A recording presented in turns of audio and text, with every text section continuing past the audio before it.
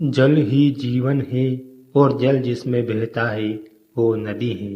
तो जीवन देने वाली माता होती है, इसलिए भारतीय संस्कृति में नदियों की पूजा की जाती है। गंगा, जमुना, सरस्वती जैसी कई भारतीय नदियों की देवी की तरह पूजा की जाती है।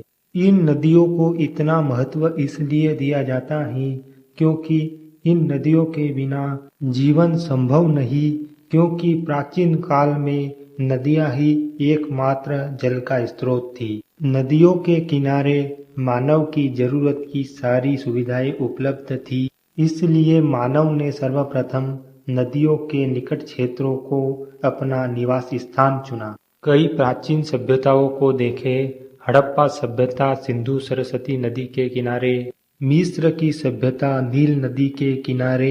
आज भी मिस्र पूरा देश रेगिस्तान में बसा हुआ सिर्फ नील नदी के भरोसे टिका हुआ है, क्योंकि उस पूरे देश के लिए जल का एकमात्र स्रोत नील नदी ही है। इनके अलावा मेसोपोटामिया सभ्यता दजला एवं फरात नदियों के किनारे विकसित हुई। ये बड़ी बड़ी प्राचीन सभ्यताएं नदियों के किनारे विकसित हुई। इनके लिए नदियां सब कुछ थी।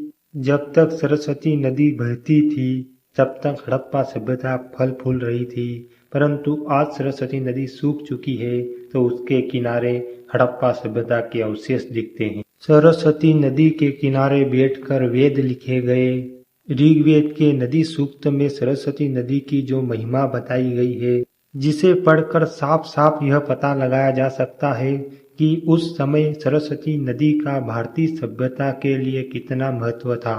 नदी एक माता है और उस पर निर्भर रहने वाले सभी जीव उसके पुत्र हैं, और उस नदी के जल में रहने वाले जीव उस नदी के जल की स्वच्छता बनाए रखते हैं। हमारी भारतीय संस्कृति में नदियों को इतना महत्व दिया गया और नदियों की पूजा की जाती है।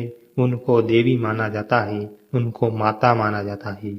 यदि नदियों की महत्वता को भुला दिया गया और नदियों की स्वच्छता को लेकर कोई कार्य नहीं किए गए, ऐसे ही नदियों को प्रदूषित किया जाता रहा, तो वह समय दूर नहीं जब ये नदियां एक एक करके विलुप्त होती जाएगी और यहाँ से शुरू होगी मनुष्यों के विनाश की कहानी। नदियों को अस्वच्छ अज्ञानतावश या किसी लालच के कारण किया जा रहा है, ये तो मुझे नहीं पता, परंतु नदियां नहीं रही तो मनुष्य जीवन भी खतरे में पड़ जाएगा।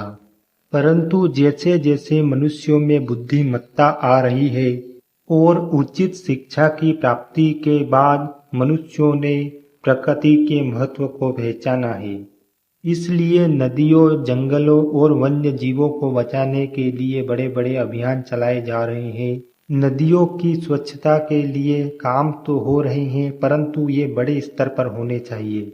हर किसी को इस कार्य में आगे आना चाहिए और नदियों की स्वच्छता में जो कुछ सहयोग कर सकते हैं वो अवश्य करना चाहिए। सभी प्रकृति प्रेमी मित्रों, आज का यह वीडियो था नदियों के नाम और उनको स्वच्छ रखना हमारा काम है।